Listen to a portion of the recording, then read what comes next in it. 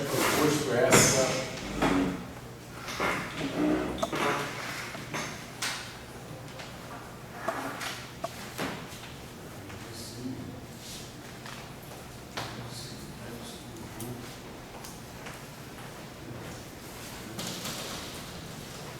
Dentro do espírito do teorema de Wigner, a gente tinha proposto um operador unitário, lembrando que a representação de simetria no espaço de Hilbert tem que ser realizada por um operador unitário linear ou anti-unitário antilinear. E a ideia é você representar a simetria de Poincaré, ou seja, simetria relativista, a possibilidade de trocar um observador e observar um fenômeno quântico chegando a mesma conclusão, tudo sobra de física nesse fenômeno. E pelo teorema de Wigner, isso teria que ter uma representação unitária, linear, ou anti-unitária e antilinear. Então a gente aqui escreveu que seria, né, a nossa proposta dos operadores. Então esse operador unitário vai atuar sobre um estado lá, o espaço Hilbert, que a gente ainda não sabe exatamente quem é. Ok? Então esse cara daqui é um operador, vai atuar sobre um estado, esse cara é um operador, vai atuar sobre um estado, isso aqui são os parâmetros, isso aqui é a álgebra, o seu período infinitesimal da transformação que do grupo de Poincaré, que esse operador pretende representar. Essa era a ideia. E a gente começou a analisar, a gente fez integralmente, outros a gente fez a extensão do argumento, de forma meio uma extrapolação. Começou a analisar qual seria o papel desse cara em particular, desses caras aqui. Aqui tem várias possibilidades, dependendo se assume o valor espacial IJ, ou temporal 0, I espacial I, ou alguma coisa assim. Mas a gente pensou uma transformação em que só esses parâmetros aqui estivessem ligados, os outros todos fossem zero. Claramente tinha um aspecto de uma encarnação, né? A gente pôde ver isso. Né? E aí, portanto, esses caras, se você pensar o teorema de Newton, seriam geradores de translações quando seria o quadro em momento. De maneira semelhante, se aqui ficassem ligados apenas os parâmetros com índices 2 espaciais, eles são assimétricos, o que estaria gerando aí nas coordenadas seria uma rotação. Então, mais uma vez, os caras que geram rotação seriam os momentos angulares. Se você deixasse 0i aqui diferente de 0 e todos os outros 0, você veria um boost. Então, ou seja, você misturaria coordenadas temporais e espaciais. Então, esses caras seriam geradores de boost. Mas isso do ponto de vista do teorema de Nether, etc., dessa estrutura daqui, mas para mostrar que essa proposta, vamos pensar isso como uma proposta, de fato representava o grupo de Poincaré no espaço Hilbert em construção, né, demandaria que eu provasse que esses caras daqui fecham a álgebra do grupo Poincaré. Foi isso que o Chão fez na aula passada, provar que fecharam essa álgebra. Ok? Quer dizer, ele mostrou primeiro como é que esses caras se transformavam, imagino, né? Porque é o passo que a gente usa para provar essa álgebra. Então, o J sigma, se não estou muito enganado, ele tem essa transformação de similaridade aqui. Essa que a gente está discutindo, que não consegue obter invertendo o botão converso aqui próprio. Tá certo? Ela é. Deixa eu ver aqui rápida. Tem que soltar isso aqui, ó.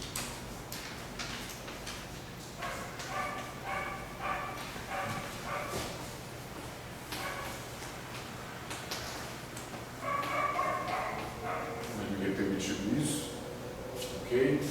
E a outra seria a forma pela qual aquele operador de momento ele se transforma.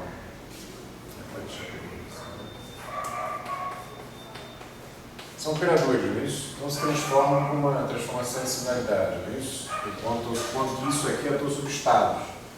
Isso aqui são operadores também, é esse conjunto aqui que atua sobre os operadores. E a resposta disso daqui é...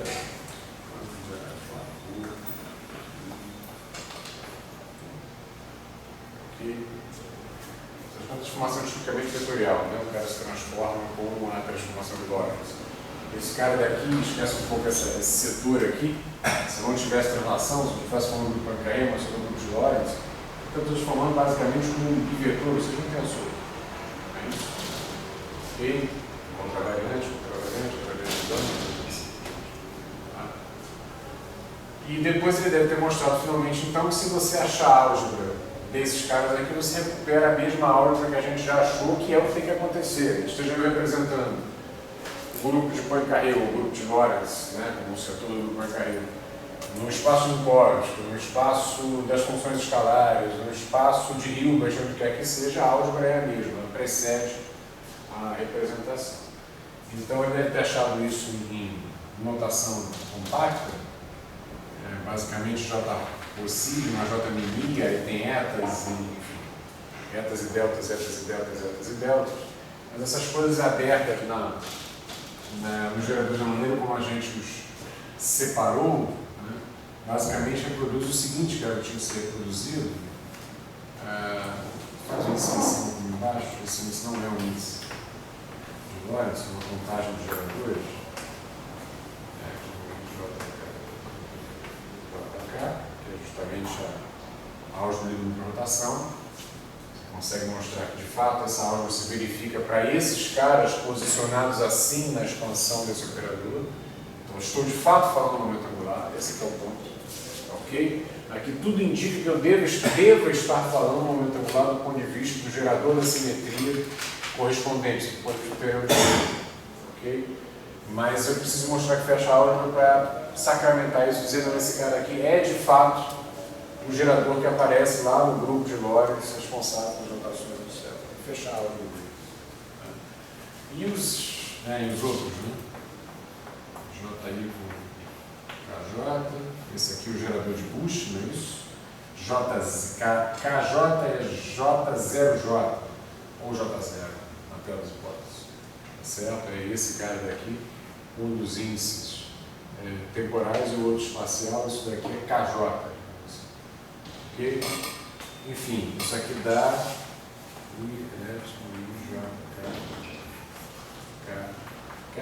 que basicamente está me dizendo que esse cara é um vetor, ele está rodando, ele roda tudo. Ok? Eu digo respeito ao trivetor, né? A parte dimensional dele é o trivetor. Eu tenho também J aí com os PJ. Tudo isso está na álgebra que o Tião obteve. Isso aqui com da S, I, J, K. Isso aqui com o novo álgebra, ok? Agora, se eu fizer isso que eu já tinha obtido, né? Cair com KJ. Eu estou dizendo assim, eu estou reproduzindo aqui a álgebra, mas em tese o Tião obteve essa álgebra, porque ele não tem feito essa decomposição, mas é pegar o resultado dele e ficar tomando, né? Se for 0J é o K, se for IJ é um JK, que é EPSILON vezes JJ, assim por diante. Aqui é só fazer a separação. Então, um exercício para chegar na. Aqui tem o medo. JK. O que mais falta? Bom, falta aqui todos PI é zero, esse cara com ele mesmo é zero, mas a gente pode separar isso em PI com H. Por H eu tenho P0, tá certo? Vou pôr isso assim, se quiser. O PI com H, os PIs com os PJs, o H com H. Isso aqui são casos particulares, esses aqui são casos particulares de PI com PI. Casos particulares desse comunicador aqui. A gente já tinha visto, quando a gente estudou as translações mais representadas por funções escalares, que o que você obtinha era isso, era uma álgebra abeliana, uma álgebra composta de estrutura zero.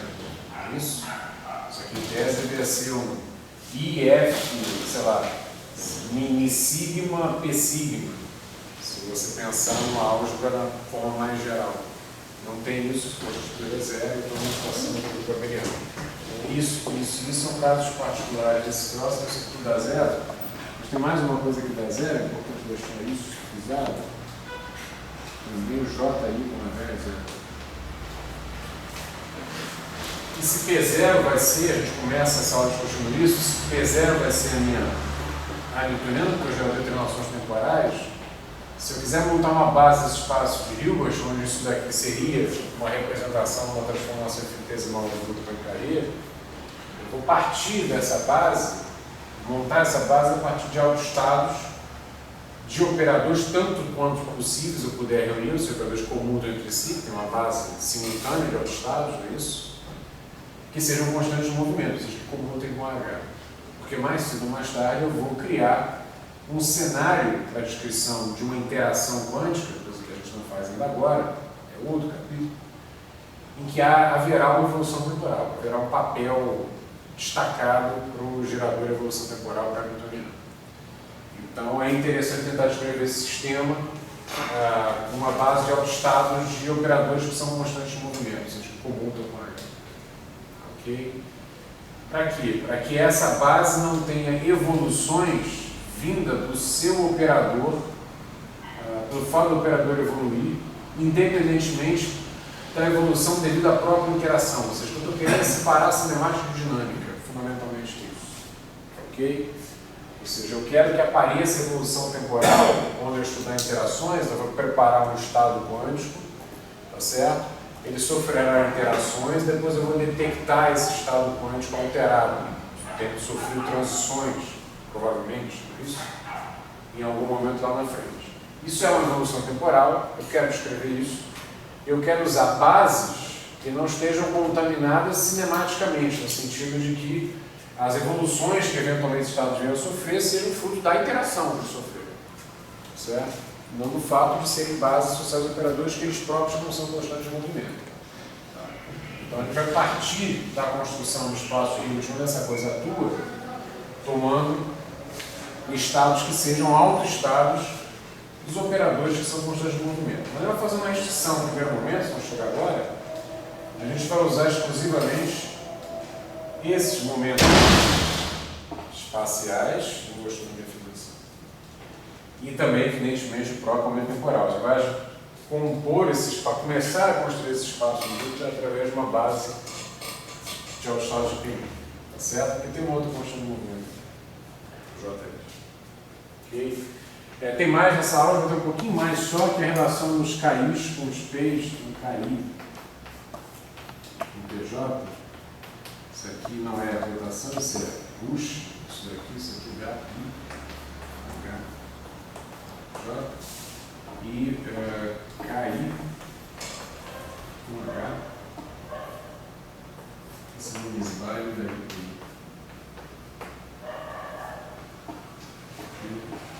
Se vocês quiserem que fique diferente, o J aqui para não confundir, né? Não dá para evitar a gente vir. Ok. Essa seria a álgebra do grupo Poincaré, que foi o que o Chão obteve, só estou separando aqui componentes espaciais, temporais, etc., que é a rotação que é custo no momento. Quando você imprime o termo, é exatamente igual a rotação momentânea do primeiro termo, né? O I ômega do I 2 ômega J. Mas aí, qual o passo que a gente está no espaço de Hilbert, a gente botou translação? Olha só, como é que isso não é mais... Isso não é mais interpretado da maneira como a gente interpretou antes. Isso aqui agora é um operador que age sobre o espaço Hilbert. Então, por exemplo, como é que a gente viu esse cara daqui? A gente viu esse cara como uma matriz 3x3, eventualmente, quando a gente atuava sobre o espaço tridimensional. A gente viu esse cara como uma matriz 4x4, mas na verdade o que importava era um bloco, se eu estivesse falando de rotações, um bloco 3x3 lá dentro, ou se eu estivesse falando de boost, sim, aí importava a expressão 4x4 total. Então, quem é esse cara depende de em que espaço você está querendo representar o momento angular, já que você já tocou nesse nome. Ok? Então, agora lá eles eram uma matriz 3x3, depois foi uma matriz 4x4, depois eram, quando a gente trabalhou com espaço de funções escalares, ele era alguma coisa desse tipo aqui, ó, V1 de J, menos J, V1 de I, não é isso? Uma composição desse tipo, certo? E agora ele é um operador, tá certo? Que está atuando sobre um estado do espaço Hilbert. Como é que ele vai se desenhar quando a gente trabalhar com esse cara daqui? Será que ele é uma matriz também? Será que ele não é? A gente primeiro precisa construir o espaço Hilbert. A gente tem os pré-requisitos básicos matemáticos para definir como tal. Ou seja, para que ele tenha estrutura suficiente para que a gente vá fazer uma leitura probabilística do resultado disso daí. Que é o que a gente faz na mecânica quântica. Agora, esse cara daqui vai ter vai ser representado por uma matriz com quantas componentes? Bom, depende da base que eu colocar nesse espaço Hilbert. A gente chegou a discutir isso lá na frente, por exemplo, se você falar de funções de onda, simplesmente, como você faz na mecânica quântica, digamos, antiga, bom, então esse espaço de Hilbert é um espaço de funções. Isso. Isso aqui vai ter alguma cara parecida com isso. Né? Isso. Agora, se eu quiser representar, se eu precisar representar graus de liberdade, por exemplo, de spin, agora eu fiz uma experiência térmica lá e tenho polarização para cima e polarização para baixo, agora não é mais assim, né? Agora o meu vetor de estado é pelo menos uma representação não relativista ainda, os filões de Pauli de duas componentes. Então o operador atuando agora nesse espaço de Hilbert que também quer descrever as polarizações de spin, esse cara já tem que ser uma matriz 2x2. Não é isso? Se eu quiser descrever mais outros graus de liberdade, a estrutura dessa base do meu espaço de Hilbert, ela pode ir crescendo. E aí o operador, para poder atuar sobre essa base, vai ter que ganhar uma estrutura diferente. Claro? E quando você atua no espaço R3 para fazer rotações, está dado. Você conhece o espaço R3? Conhece.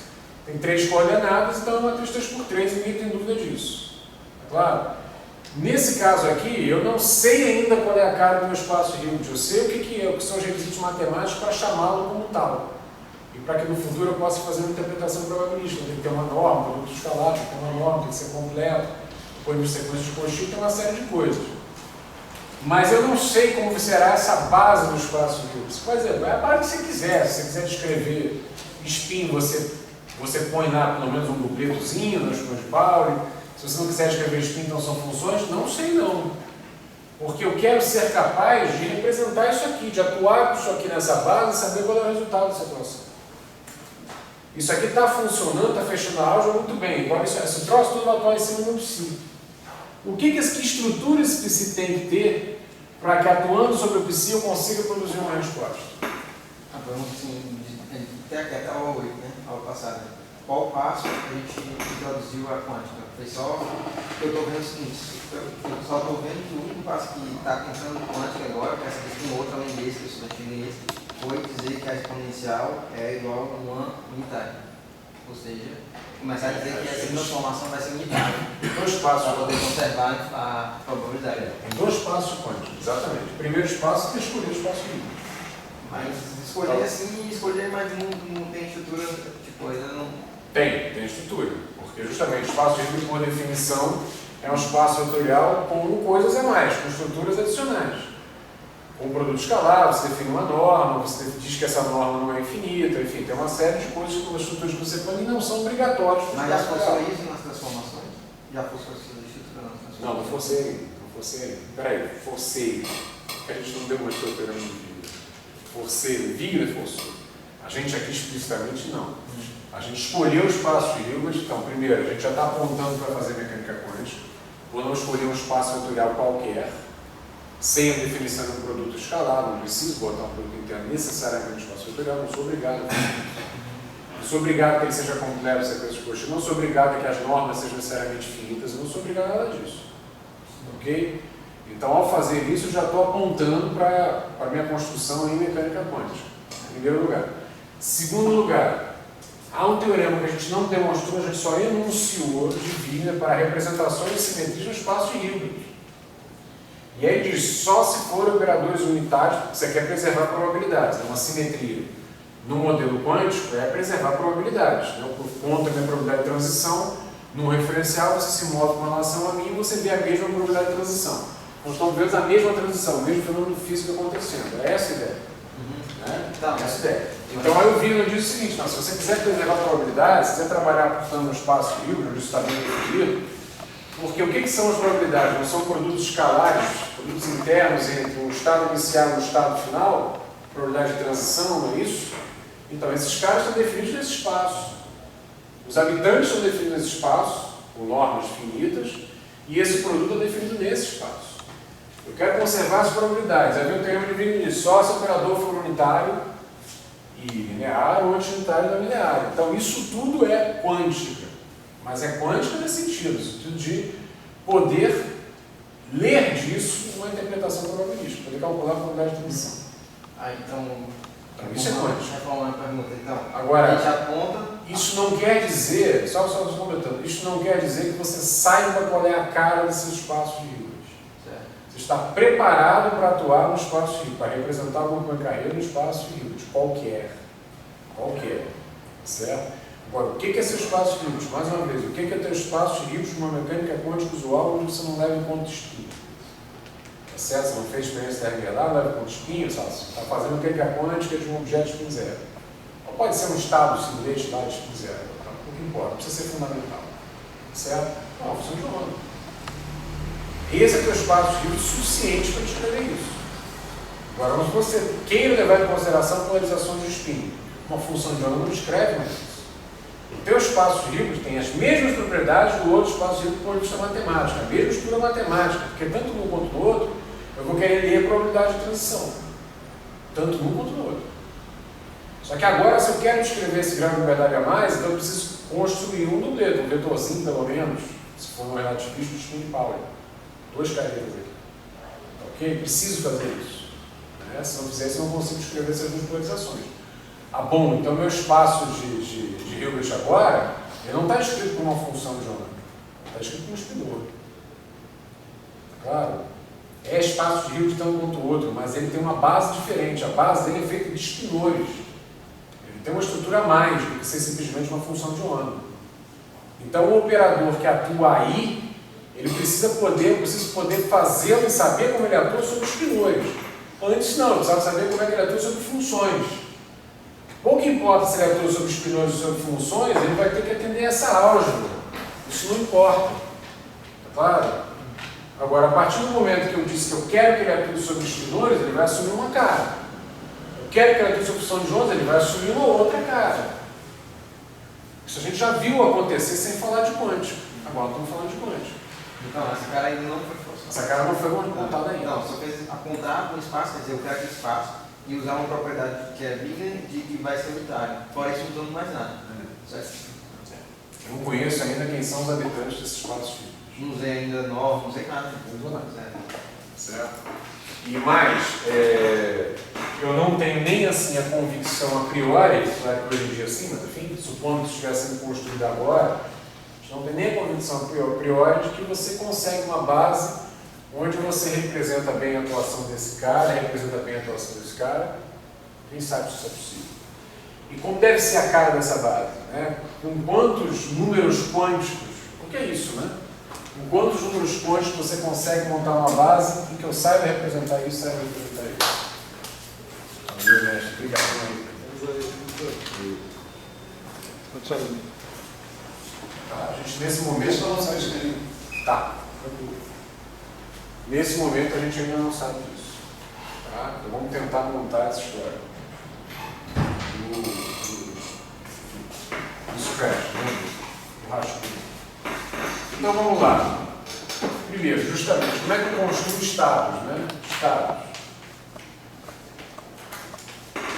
Uma base. Basicamente isso que eu quero. Ok? Como construir isso?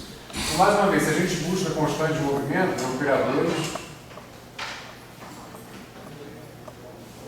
que sejam constantes de movimento e que comudem entre si de tal forma que tem uma base de estados simultâneos. Eu vou nesse momento tomar exclusivamente os PNIs, esses caras aqui. Por quê? O JI, ele até é uma constante de movimento, mas ele não comuta com os P's. Tá certo? Eu não tenho uma base de estados simultâneos, incluindo os J. Então eu vou trabalhar com os P's. Então, basicamente, operadores constantes que sejam constantes de movimento. Tem uma base de estados simultâneos. Então eu vou tomar como base, como proposta de base, o PNI atua em cima de um objeto que eu vou representar assim, ó, P-signo, eu vou explicar o que são cada um desses rótulos. Aqui eu tenho que escrever de outra maneira. Pzinho Mi são Pzinho Mi, esse bigode é para representar ele como PC. É uma base de autoestados. Ok? Onde esses caras aqui são os autovalores. A atuação desse operador sobre esse caso, eu já estou definindo uma base de autovetores desse operador. Então esse operador aqui automaticamente, por construção, sei como ele age sobre essa base. Eu estou tomando a base dele. Tá, ok? Mas me restaria responder como é que cada um desses outros aqui, ó, H, todo mundo, o H está ali, o H é zero. Mas como é que o J e K, por exemplo, atuam em cima dessa base também? Me restaria responder. Ok? Então é isso, a base de vetores dos momentos. A gente começa vendo aqui. Bom, se eu tenho essa base, eu já sei como apresentar uma parte dessa transformação aqui, mesmo que a gente tome ela na versão finita, não infinitesimal. Vamos discutir o que seria esse sigma aqui, né? Porque eu botei um número aqui, não disse o que ele representa. Um voto, não disse o que ele representa. Esse cara vai representar tudo aquilo sobre o qual eu ainda não precisei falar, mas temo precisar falar, medo de precisar falar, quando eu me perguntar como é que esse J aqui atua, por exemplo, sobre esse estado aqui. Talvez eu tenha necessidade de declarar a existência de mais um número quântico aqui para dar conta, para bem definir a atuação do resto, tá certo? Dos geradores dessa ordem.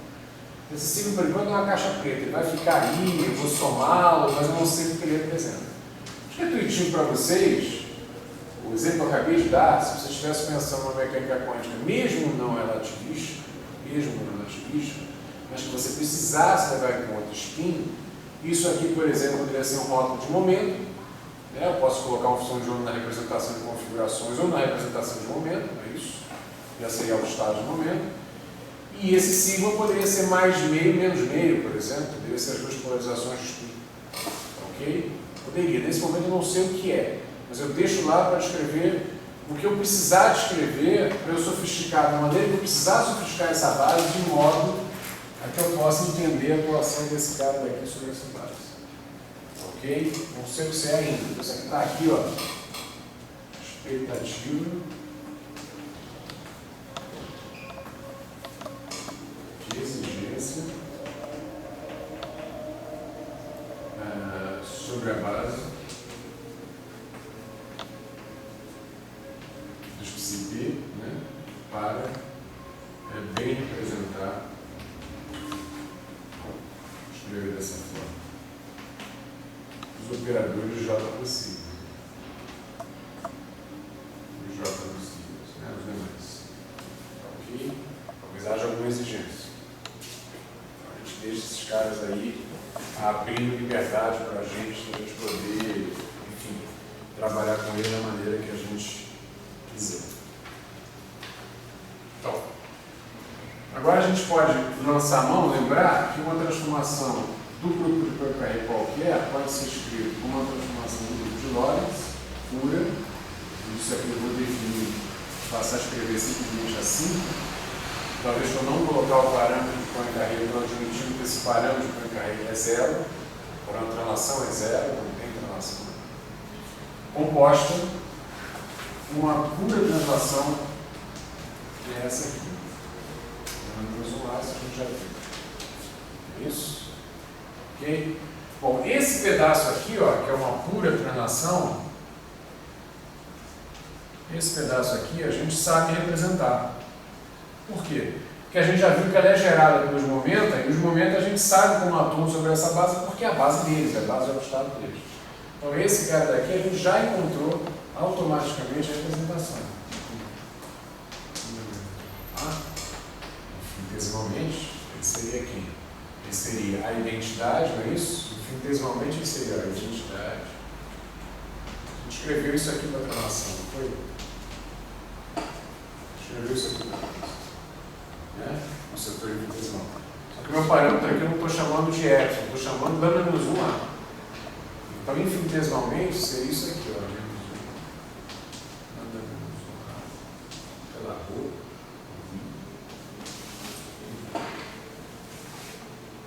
Ok? Que faz o papel de epsilon e isso infinitesimalmente. Se eu estiver falando do elemento do grupo, é exponencial disso. De menos I.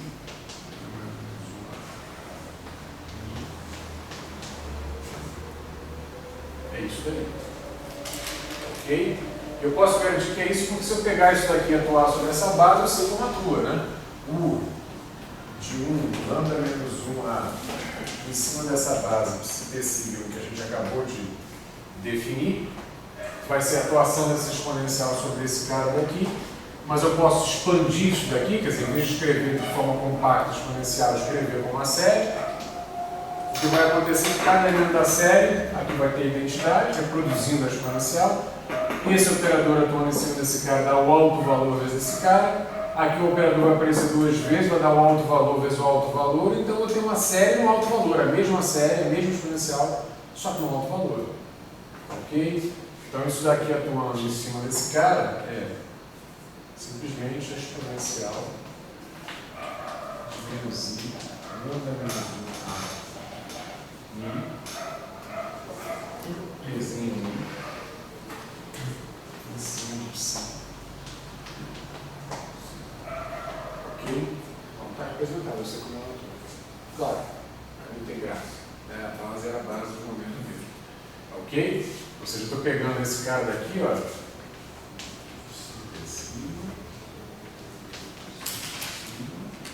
E a atuação desse cara sobre esse cara gera ordem a ordem o alto valor. Claro? Você vai acabar reproduzindo a mesma exponencial, só que aqui em vez do operador aqui já é um número, o alto valor. Aqui não tem mais operador, tudo número. Esse alto valor separado. Aqui no número. Ok? O caráter operatorial já foi operatorial operado. Só uma observação, uma outra maneira de escrever, lambda menos 1A mi PMI, tanto no nível do operador quanto no nível do alto valor, tanto faz PMI. Na verdade, no nível do alto valor, porque no nível do operador eu precisaria de uma transformação de similaridade, não poderia usar esse lambda, usar o 1 e o A menos 1. No nível do alto valor, eu poderia escrever isso assim, lambda menos 1 mi sobrando esse ali embaixo. Então isso pode ser escrito assim. A, isso. Ok? Posso escrever isso assim.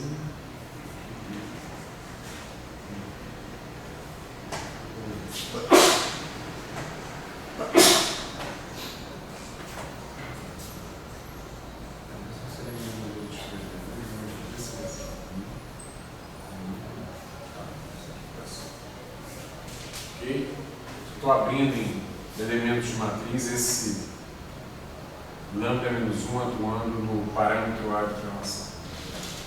Agora, esse elemento de matriz eu posso colocar onde eu quiser. Por que quando você coloca ali, esse U de lambda A, do mesmo jeito, só que com rotação? Aqui é? Rotação do número. Não, assim, U de lambda A, né? É igual a exponencial de I, W, J, menos I, AP. Tudo bem, mas não estou falando dele, estou pegando só esse cara. Isso aqui é uma translação pura. Tá, mas tem que ter uma rotação em algum canto ali. Em algum canto aqui tem, mas eu não estou falando da atuação disso tudo. Eu estou falando só da atuação desse cara. Só desse cara eu sei escrever. Esse eu ainda não sei mesmo. Estou analisando só a atuação daquele cara ali, que é esse setor de pura translação. Depois eu vou ter que saber como é que esse cara atua e finalmente compor as duas coisas. Nesse momento. Esse aqui é um elemento de matriz, tá certo? Posso botar onde eu quiser, eu posso escrever.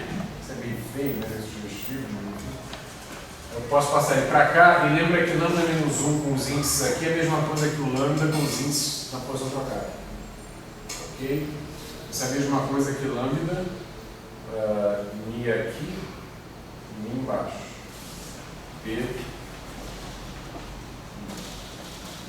Duas coisas aqui. Botei esse cara para cá, coisa que eu tenho de fazer, porque está em notação de elementos de matriz. São elementos de matriz, não a estrutura matricial. E usei o fato de que lambda mi, ou seja, só trocar a posição dos itens. A relação entre uma matriz de Lorentz e a transformação de Lorentz são idênticas. Mas isso aqui é justamente lambda P, olha aqui. Lambda mi, P, mi. Isso aqui é lambda P. Isso aqui é a mesma coisa que a mi, lambda P, mi. Isso é uma outra maneira de escrever a mesma coisa. Tá? Então, pode escrever exponencial menos I lambda menos 1 A Ni tem 1. Pode escrever isso aqui como exponencial menos I A Ni lambda tem 1. A mesma coisa. Ok? Esquisito. Fora da esquisito. Só uma outra maneira. Isso aqui pode ser escrito ou menos I A Ni lambda tem 1.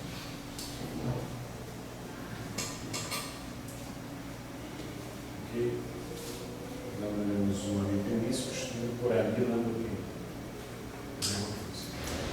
Faz diferença. Só uma outra maneira de escrever. A fração de múltiplo está usando a equação de alto valor? Aqui tudo. Exatamente. Só está aqui, o operador. O operador é isso aqui, ó. O operador da expressão aqui, ó. Parâmetro, operador, é isso, ó. Parâmetro. O operador é assim que a gente escreveu, né? Para a relação. Isso. Só que o parâmetro não é um epsilon genérico, mas é esse cara aí. O parâmetro vezes esse cara. Agora, quando eu vou abrir esse exponencial termo a termo, ordem a ordem, cada atuação desse operador sobre esse cara vai gerar um alto valor. Então você vai ter, estou expandindo, então você vai ter exponencial no operador substituído pelo exponencial no alto valor.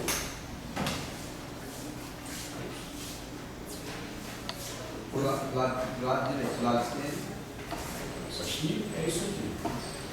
Então, isso aqui atuando sobre o cara, onde esse cara são autovetores desse operador, reproduz a mesma expressão onde, em vez dos autovetores, agora tem os autovalores para eles atuarem. Sim.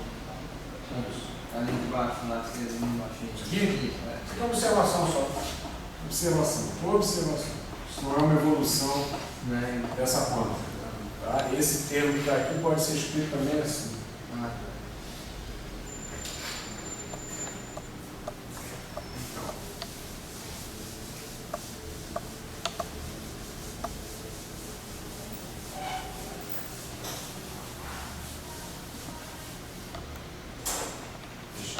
Sei lá se vai ser útil. Dá trabalho de escrever. Vou deixar ela aí. Ok? Então tá, esse a gente sabe, nosso problema agora é representar esse cara daqui.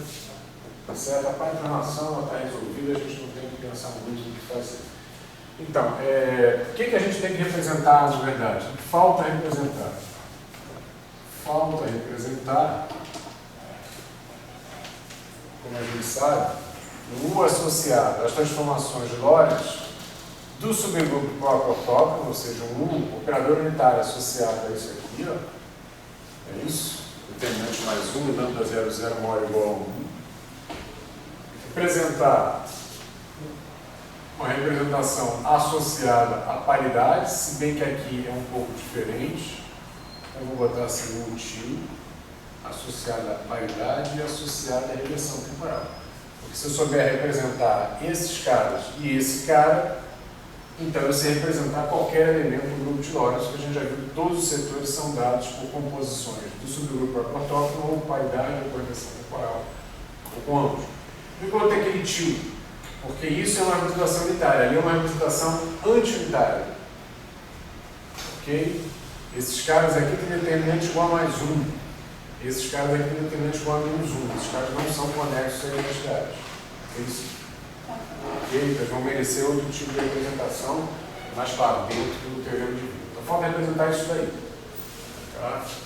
Primeira coisa que eu vou tentar representar é um cara desse, o grupo próprio ortógono, e depois eu me preocupo com aquelas duas simetrias discretas ali, se forem simetrias, e essa é uma questão, se forem simetrias, mas a posterior. Atualmente me preocupa só representar as transformações do subgrupo próprio ortógono no grupo de Lorentz. Então, primeira constatação é que se eu fizer um de lambda, mais uma vez é um de lambda zero, só que eu não quero ficar escrevendo que a transformação aqui foi cancelada, estou só falando de transformação de Lorentz. Em cima, um de lambda, atuando sobre aquela base lá que a gente definiu, começando a definir, construir, esse cara daqui, a gente pode mostrar que ele ainda é um autoestado, ou um autovetor, certo?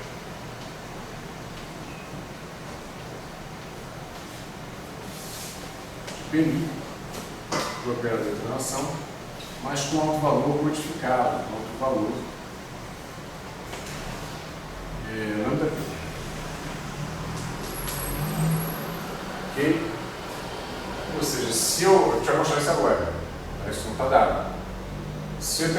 transformar essa base usando um operador unitário que represente uma transformação de Lorentz sem prelação, você já falei, mas daquilo que a gente queria, basicamente associado a isso aqui, pelo menos no setor infinitesimal associado a isso aqui.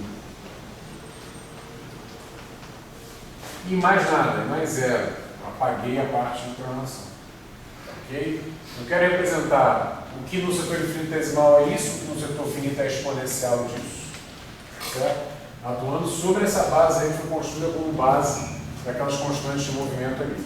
Tá certo? Todas comutantes entre si. Todas são 4, né? O P0 tem um. Então, eu estou afirmando isso para mostrar. Então, se eu avaliar, se eu atuar com o operador P' em cima de um lambda tipo P sigma, eu posso escrever a seguinte coisa. Vou colocar aqui na frente U a menos 1. Certo? Eu vou escrever U de lambda, U a menos 1 de lambda, ou seja, inserir uma identidade aqui, certo? P', U de lambda, psi de P, sigma. Tá? Então, quero atuar com isso sobre isso e quero provar que o resultado dessa atuação é lambda P. É isso? Disso aqui. Eu disse que isso aqui ainda era um autoestado desse cara, só que com alto valor alterado. Tá? Isso que eu quero chegar, onde a gente quer chegar. Então eu inseri U a menos 1 aqui à esquerda, está aqui, a identidade, inserida, essa identidade, não tem nada. Agora, isso que aparece aqui, ó, foi uma daquelas expressões que o Tião deduziu na aula passada. Era a transformação de similaridade em cima do P', com exceção de que está trocado. Era U P' U a menos 1. O Alexandre gosta. Trocado. Tá certo? Então é a transformação de similaridade com a transformação de Lorentz inversa. É isso? Ou de outra maneira, U a menos 1 de lambda é U de lambda menos 1. Lembra que quando a gente definiu a inversa, quando você faz a inversa e quer que esse troço dê identidade, não é isso? Ou seja, o que seria identidade? U de 1, 0. É isso? Identidade da transformação de Lorentz, 0 do parâmetro. Mas a regra de composição me diz o seguinte, que essa conta daqui dá um U, lambda barra lambda, esse é tudo esse, lambda barra A mais a barra, não é isso? Certo? Ou seja, se você tem translação, aqui, então você tem uma exigência desse A barra, aquele menos lambda menos 1A, não é isso? Para que isso possa dar 0. Mas aqui no setor puramente Lorentz, a única exigência que você tem que fazer é que o lambda barra seja o lambda menos 1, não é nada. Já mostrou isso. Ok? Ou seja, o U que forma o inverso desse cara, isso aqui é inverso, por definição. Está fazendo a composição que está levando o operador que representa a transformação de identidade. Não é isso? Então, ele na verdade é o U associado à matriz de Lorentz invertida. Ok? O U inverso é o U associado à transformação inversa. Lembre-se o que ele está fazendo. Ele tem aqui um grupo de Lorentz, né, desde que a gente trabalhou com a ideia de representação de Lorentz. Ele tem um grupo de Lorentz, o mundo dos lambda, que estão sempre lambdazinho voando aqui e tal. E aqui eu tenho o espaço de Hilbert, o meu espaço vetorial, é o espaço genérico. Para cada uma dessas aqui, lambda 1, lambda 2, lambda 3, a gente está definindo um operador que a representa, que a gente chamou de T, dois pontos de V em V, não é isso? A gente tinha um elementozinho A e eu vi uma correspondência unívoca, estava associado aí ao operador A, que levava um elemento do espaço vetorial que você quisesse ver e um outro elemento daquele espaço V, não é isso? A diferença é que agora o elemento do grupo é uma transformação qualquer de Lorentz e a gente está buscando uma representação unitária ou anti-unitária, no caso das hipóteses, atuando, tirando um estado do espaço livre e levando ao espaço livre. Ok? Então aí esse lambda 1 vai ter um Uzinho aqui, ó, de lambda 1, que vai atuar aqui, pegando um estado aqui e levando a outro estado aqui. O lambda 2 vai ter a mesma coisa, o lambda 3 vai ter a mesma coisa, assim por diante. Certo? Então, quando eu falo U de lambda, eu já estou falando dessa representação. Quando eu falo de lambda, eu estou falando da transformação do grupo. Ok? O que eu estou dizendo é isso, é que a representação na inversa, a inversa da representação, ela é a representação da inversa. Isso que eu quero dizer. Ok? Então, U a menos 1 lambda PI U de lambda foi a expressão que o Tião obteve a menos de que aqui ele usava U de lambda e que ele usava menos 1, ou seja, é a mesma coisa, só que com lambda menos 1. E essa mesma coisa dava, se eu não tivesse o lambda menos 1, se não tivesse trocado, dava lambda, em si sobrando, Ni, P, a expressão que eu botei no começo da aula, é isso? E aqui no começo da aula das duas que eu obteve. Eu mostrava simplesmente que esse gerador se modificava como vetor, não é isso? U, PMI, U, lambda, MI, PMI. Deve estar lambda, ROMI, PRO, alguma coisa que vale, mas é isso. Só que isso estava invertido, mais uma vez. O U era aqui e o menos U era aqui. Então isso aqui é a mesma coisa, mas feita para a transformação inversa. Então, ok? Tá? Então eu vou usar esse resultado que ele já obteve. Vou dar Deus a aula para você. Enfim, se tiver que escrever, a gente escreve. Mas acho que nessa aula não vai haver curso tão claro, não. Não vai dar.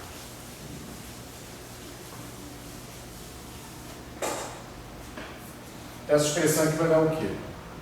Vai dar U de lambda. Sobrou aqui. Agora esses três caras aqui me deram lambda menos 1. Ni, PI, em cima do psi de P, psi. Agora o PI atuando em cima do psi P e sigma, isso aqui dá o alto valor Pzinho em I, não é isso? Esse cara aqui é a base desse cara. E lambda menos 1 em I eu posso escrever também como sendo o próprio lambda trocando a posição desses índices, como a gente já viu aqui algumas vezes. Ok? Então isso aqui pode ser escrito como sendo U de lambda, que já estava aqui, lambda mini, que são um elemento de matriz, então são números, eu posso trocar a posição desses caras, e P atuando em cima desse cara vai dar o Pzinho vezes ele. Então aqui vai dar o Pzinho, Mi, Si, P, Si, eu já usei, eu falei certo valor. Agora eu tiro essa tropa aqui para fora, porque nada disso mais é operador, isso aqui é elemento de matriz, isso daqui já é um alto valor, não é isso? A atuação do operador já ocorreu, ok? Então isso eu posso botar para cá, esse cara é um operador sim, então ele atua no estado, isso aqui não é mais o estado, não tem mais nenhuma informação de estado no operador aqui. Então esse aqui vai dar lambda, mini, pezinho fresco, Mi, 1 de lambda em cima de P de cima, que é exatamente o que a gente queria achar. Isso aqui é lambda P, que é lambda P, Pzinho, em cima disso aqui. Que é exatamente o que a gente queria falar. PMI atuando em cima de um lambda de psi de P sigma é lambda P vezes o mesmo estado. Ou seja, esse cara daqui, ó, esse cara daqui é ainda um alto estado do operador de momento, só que com alto valor alterado, a lambda P. Ok? Essa afirmação está mostrada. Mas se esse P é alto valor, mas do jeito que a gente está botando ele com índice, como se fosse um vetor comum? Não sei. Esse PMI? Quem? O PMI. Esse aqui? PMI. Esse aqui? É. Pode ser. Aqui, esse aqui pode ser, isso aqui é uma coleção de números. Esse aqui é um código vetor, são os autovalores, ou seja, esse aqui é o momento em que você mediria. São os autovalores, não é isso na quântica? Então seriam suas medidas. Esse aqui é o quadro de momento mesmo. O outro é o operador quadro de momento. Eu não me atrevo a dizer o que ele é. Eu não sei exatamente qual é a cara da base. Ele se comporta como um quadro vetor. Eu faço transformação de similaridade. Tá? Então esse índice dele aqui é o índice de vetor, contravariante, já lá. Ok? Agora, qual é a estrutura matemática dele? Ele é P0, P1, P2, P3? Não sei. Calma, não sei qual é a cara do espaço. Mas ali é um produto matricial, né? Isso daqui não tem problema nenhum, porque esse cara aqui já é o alto valor. São as quantidades mensuráveis, é o que você efetivamente mede. Isso. Depois estou com o númerozinho aqui, uma matriz comum. cobertura sobre ele. Então vamos lá, o que mais? Bom, se aquilo ali é verdade, certo? Então eu posso escrever de uma forma mais geral, do lambda atuando nessa base do P, ele é a seguinte expressão: soma sigma I, C de sigma I de sigma, lambda P, sei lá, depende. Ok? Sempre que eu escrever esses pezinhos aqui, na verdade, como é um rótulo, é o alto valor. Ok? É associado ao alto valor. Sempre pezinho fresco aqui. Psi, lambda P,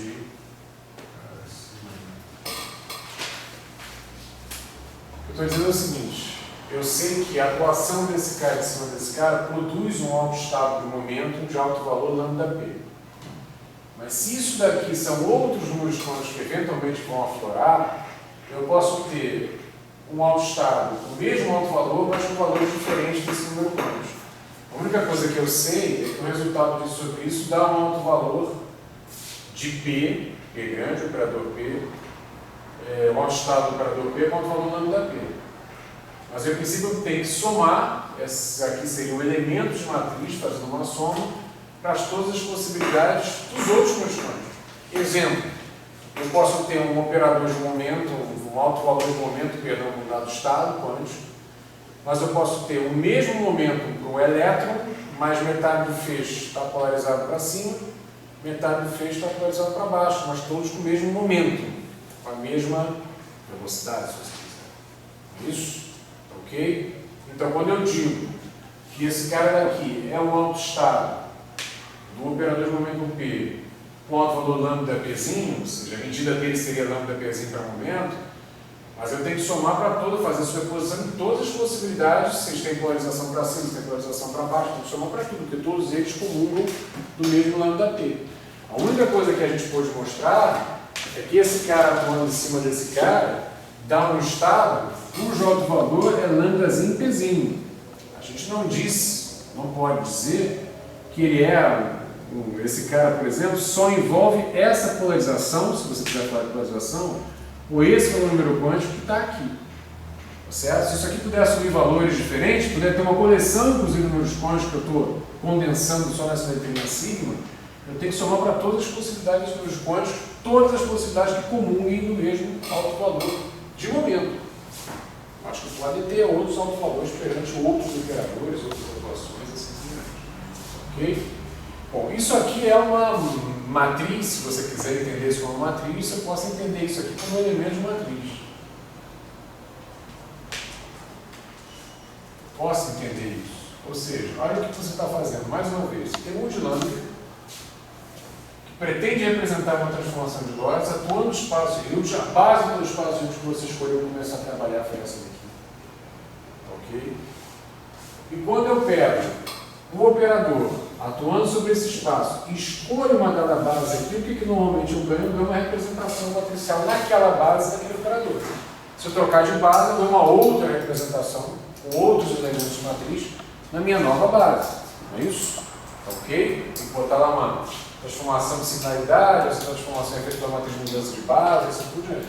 Então está aqui, ó, nessa base, assim se expressaria esse operador. Então isso aqui, a pergunta é: será uma representação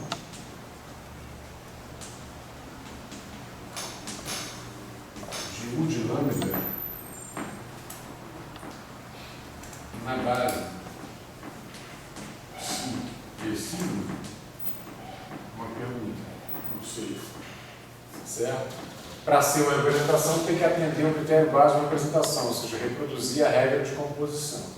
A única maneira de testar se é uma representação é fazer U de lambda 1, U de lambda 2, compor duas e ver se isso pode coincidir com U de lambda 1, lambda 2. Ok? Qual foi a motivação que usou dali para cá, para escrever esse vetor? Essa matrizinha aqui? O psi com uma expansão na base do psi. Daqui para cá? Para expandir o psi. Olha só, o que a gente escreveu ali, ingenuamente, você escreveu o seguinte: isso daqui testou medindo com o operador PMI, não é isso? Atuamos com o PMI em cima disso daqui. Meu é o autovetor com o autovalor lambda P. Então, geralmente, você pode dizer o seguinte: esse atuando nesse cara produz, esquece isso, cuida aquilo ali. Não é isso? Projeta, esse atuando sobre esse cara, projeta um cara que é aquele ali. Isso aí. E geralmente poderia dizer isso, não é isso? A atuação desse cara nesse cara transformou um cara que era autovalor do operador de momento, autovetor, perdão, operador de momento com autovalor P, num cara que é autovetor no mesmo operador de momento com autovalor lambda P. A gente poderia parar aqui. Ok? Só que a gente tem uma liberdade aqui, tem outro número quântico. Ou outros números quânticos. Sei lá quantas coisas eu ainda vou ter que descrever aqui para montar essa base. Certo? Então eu posso ter esses caras mudando a vontade e todos eles serem lambda P. Em princípio eu tenho que escrever o autovalor que vai sair dessa operação como uma superposição de todos os caras que têm um autovalor lambda P e tem esses números aqui valendo o que quiserem valer. Essa é a motivação. Eu entendi a superposição agora. A superposição, eu não tinha ideia, foi a escrita de U psi igual a psi. Porque tem um U ali, né? Tem ali U psi dando U psi. Operador, autovetor, né? Operador, autovetor. Não, olha só, isso aqui sozinho, em princípio, né? A gente sabe que isso daqui está sendo projetado por essa conta na toda desse cara, num cara que é psi lambda P de sigma. Não é isso? Não. Isso aqui é alguma coisa do tipo isso aqui. E quando você atua com esse cara, aparece lambda P desenho mesmo. Aparece um U ali, esse que eu estou montando. Isso mesmo, isso sempre esteve aqui. Certo? Só aparece aqui para reproduzir, né? A atuação desse operador sobre esse troço é esse número vezes o mesmo troço. Então esse troço é o autovetor desse cara com aquele autovalor que apareceu. Certo? Então ele é alguma coisa do tipo psi lambda P de sigma. Só que esse número aqui está livre, ele pode assumir, sei lá, aqui, não precisa nem ser um número só, pode ser vários números quânticos. Isso, pode assumir vários.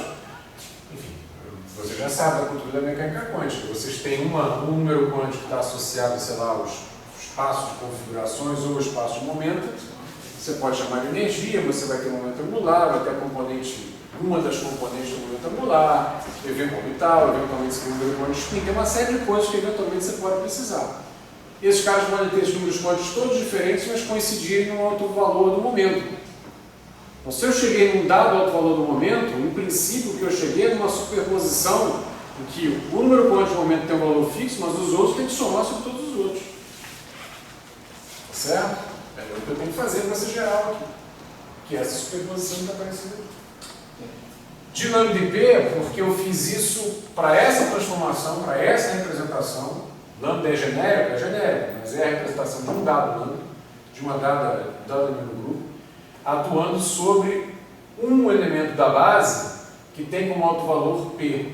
Então eu não sei se esses elementos de matriz aqui, em princípio, eles seriam função dessas duas coisas aqui. Também estou tentando ser geral ali.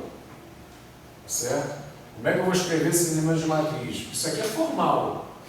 Mas quem são esses caras aqui? Escreve essa matriz aí e dá o nome aos bois. Não sei.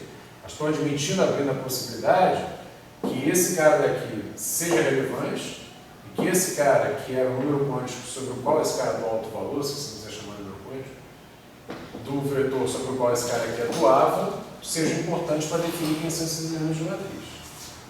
De forma mais geral, eu tenho que admitir essa possibilidade. Eu não chamei porque não aparece um U ali no psi. Que o Da mesma forma que tem um U ali na direita e na esquerda, eu não estou vendo ali. aqui é o psi P. Hã? E aqui é o psi P. Certo. A atuação do U transforma esse cara em psi lambda P. Então, quando eu escrevi aqui, ó, psi P, e aqui escrevi psi lambda P, o U está aqui dentro. É isso que eu estou fazendo. Você está fazendo. Dali está usando uma notação, é isso que eu estou fazendo. Que o extrai U e jogando dentro do psi.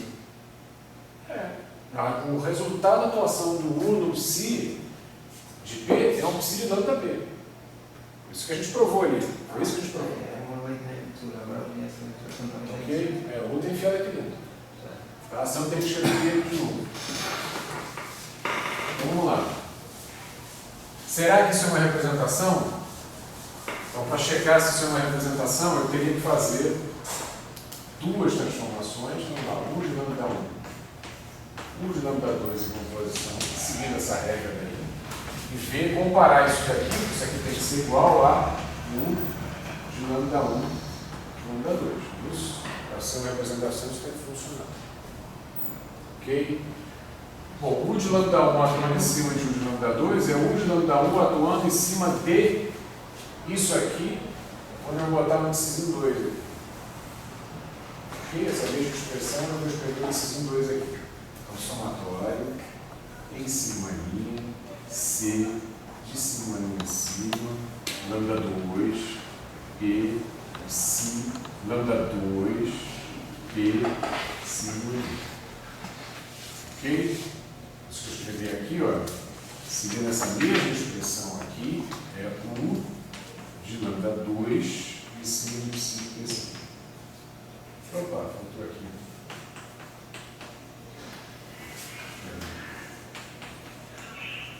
Era 2 atuando em alguma coisa, né? Não atuando no vento.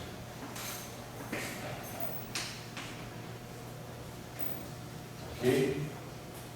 Eu já vi a lambda na expressão de cima e especializei para a lambda 2. Tá? Agora esse cara vai atuar aqui. Isso está escrito sob forma de elementos de matriz, nessa base. Então, esse operador tem o subestado. Então, ele vai passar em um operador unitário linear, ou anti-unitário e antilinear. No caso aqui eu estou falando da transformação de Lorentz do grupo próprio autóctono, então é unitário linear mesmo. Então, se ele é unitário linear, ele pode passar pelos coeficientes e atuar em cima daquele cara, a definição de linearidade disso.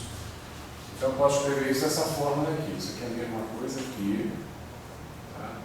É somatório sigma duas linhas, do C de sigma duas linhas, sigma linha, de lambda 1 P, tá certo? Esse cara já está aqui, então o somatório aqui tem também o somatório de sigma linha, C de sigma linha, tem um erro aqui.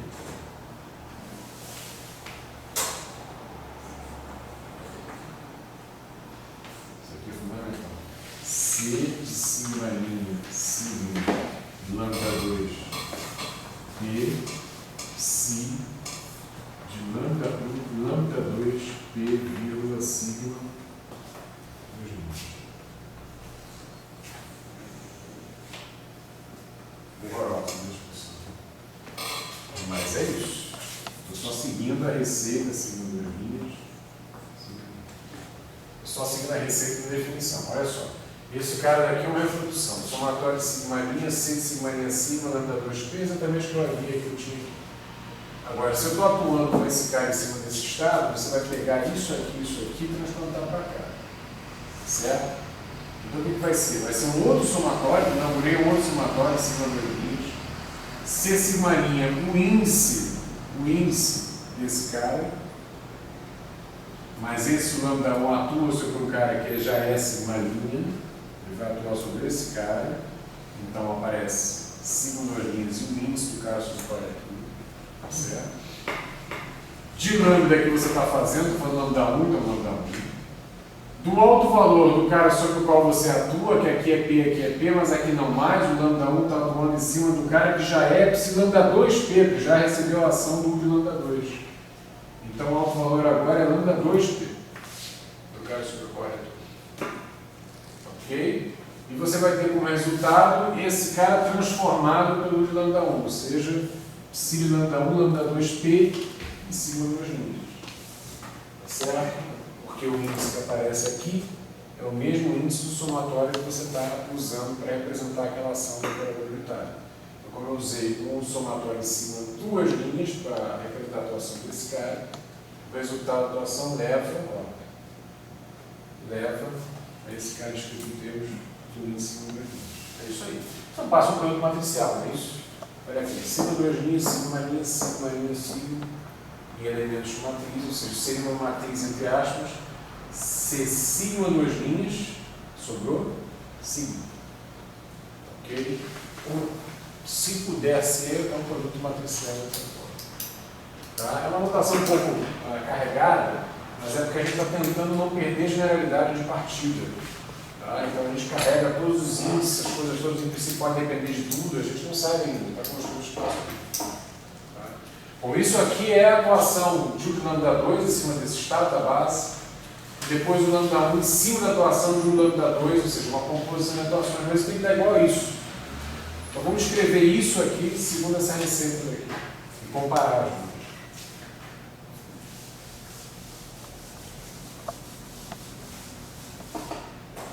Então, se a gente fizer isso aqui vai dar U de lambda 1, lambda 2, acima de sigma, somatório. Eu vou usar acima duas linhas, eu posso usar isso direto para facilitar a comparação. C, sigma duas linhas, sigma, de lambda 1, lambda 2. O parâmetro sobre o qual ele atua aqui é P, ok? Vezes se eu atuar dessa forma, a gente sabe que o resultado dessa atuação é um autoestado no primeiro momento com alto valor transformado. Então, um alto valor lambda 1, lambda 2. E eu tenho que somar sobre todas as possibilidades desses outros meus quantos. É isso. Seguir a mesma regra. Ok? Ou seja, para que isso daqui de fato possa ser uma representação, para que essa matriz que está aparecendo aqui na forma de elementos de matriz possa representar a atuação do operador unitário associada a uma transformação do grupo de Lorentz, se eu tocar para tópico, eu preciso que isso aqui dê o mesmo resultado que isso aqui, que a gente fez. Então agora é só comparar as expressões. Né? O somatório em sigma das linhas está presente aqui também.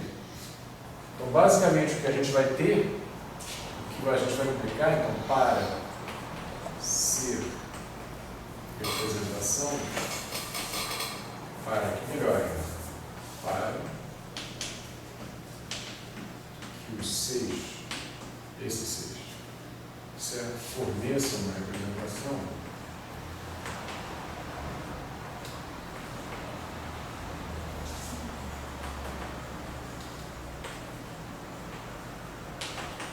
é necessário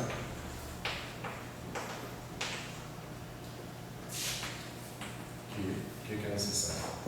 A seguinte igualdade se verifique. Um pouco mais do que isso. A gente escreve a igualdade e o ponto vai aparecer de imediato. É necessária a seguinte coisa.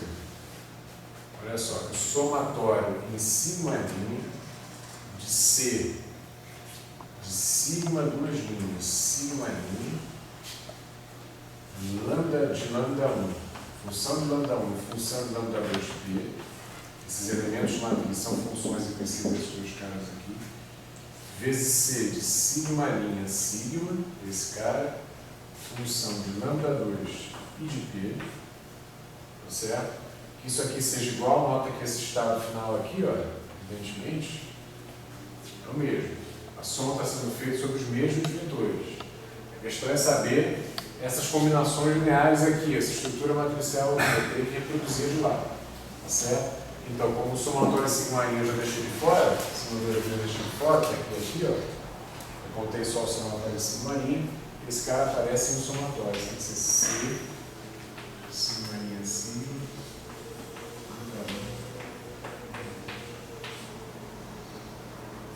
certo? Então, essa soma aqui, que é como se fosse um produto matricial, não é isso? Elemento de matriz e elemento de matriz, ó, coluna com linha.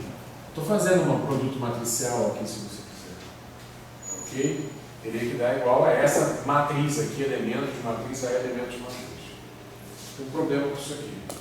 Esse cara daqui, em tese, está em correspondência